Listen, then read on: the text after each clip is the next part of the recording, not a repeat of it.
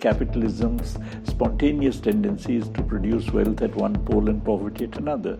Therefore, the sheer production of wealth is something which is not a panacea for overcoming poverty, but it's simply the other side of the accentuation of poverty.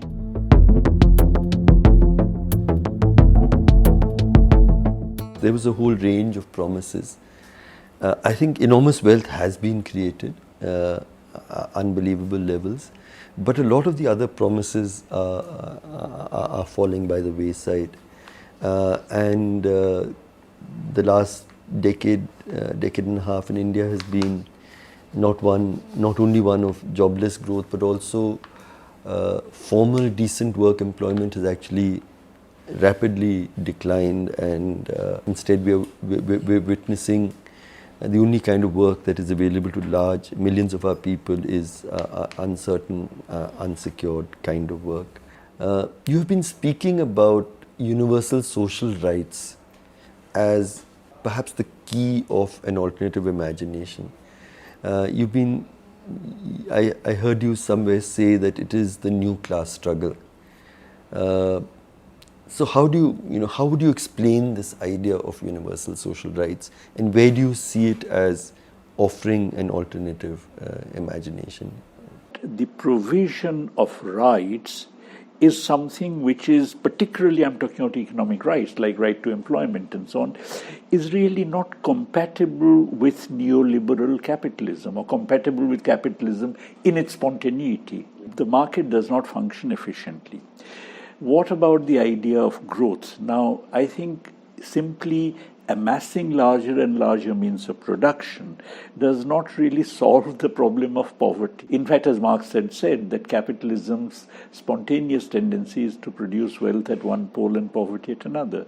Therefore, the sheer production of wealth is something which is not a panacea for overcoming poverty, but it's simply the other side of the accentuation of poverty. In the period of neoliberal capitalism in India, not only is it the case that inequalities have increased, but actually you find that there is an increase in absolute deprivation.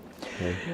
In the sense that, for instance, you look at per capita food intake. Okay, the proportion of people who were below 2,200 calories per person per day in rural India, which is supposed to be the benchmark for poverty, in let's say 1993-4 was about 58%. You look at 2011, it's 68%. In urban India, correspondingly, it is 57 and 65%. Now, what has happened, for instance, is that now education is much more expensive, healthcare is much more expensive, none of which gets captured in the consumer price index, and as a result, people are forced to spend so much on these that they actually skimp on buying food. Now the point is, you could say, look at this, the poor people are now going to max hospital, so they're better off. But on the other hand, what sacrifices they're making. That's right. Yeah. So the fact that they are actually consuming less is symptomatic of a decline in their real income per capita. But how would we actually be able to raise the kind of resources that we require for an idea of universal social rights? There are two levels at which this question can be answered. Firstly, purely financial resources. My calculations show that you would require about 10% of the GDP as additional expenditure in order to realize those 5 rights. And 10% of GDP can be quite easily raised financially because, let's say, I made a calculation that if you look at the total net worth in India today, wealth, is about 570 lakh crores, and if you take the top 1%, which owns roughly 60% of it, and you tax 2% of wealth tax, then you can raise about 6.6 lakh crores.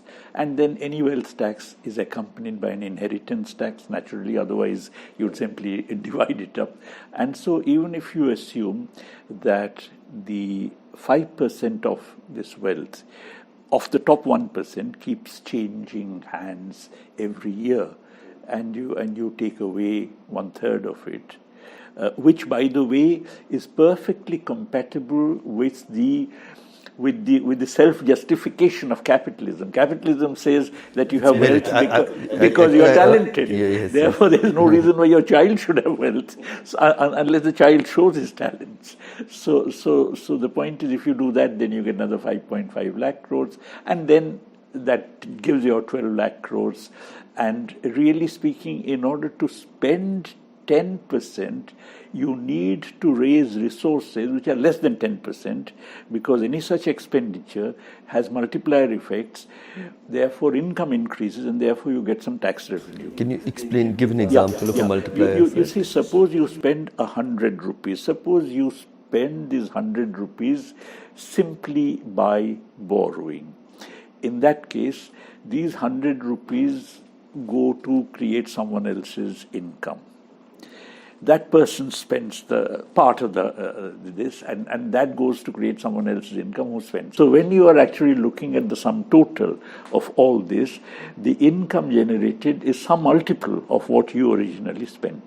Take a very conservative multiplier of 2, in which case 100 rupees spent would give you 200 rupees of income.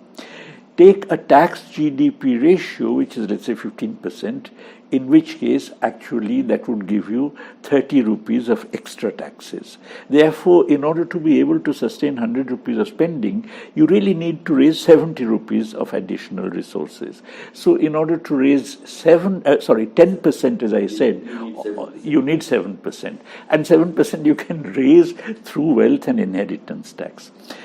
But the point is really not simply the financial side, because after all, the resources, the physical resources released by taxing people would be quite different from the physical resources being demanded when income is generated. And consequently, particularly, you'd have to raise food grains output, otherwise you'd get into a severe inflation. Okay, so it'll have to be part of a certain reordering of our entire development strategy. Because there'll be much more demand of food because Absolutely. People will have. But while all of this happens, another difficulty could be of state capacity. Do you think the state has the capacity to deliver universal social rights? That state which institutes universal social rights would also have the capacity. If we've got there, then we get there as well. Yeah. Joan Robinson has a very good statement. She says that any state which can rectify the ills of the capitalist system can actually do away with the system altogether. And any state that cannot do away with the system lacks the will to rectify the mistakes here.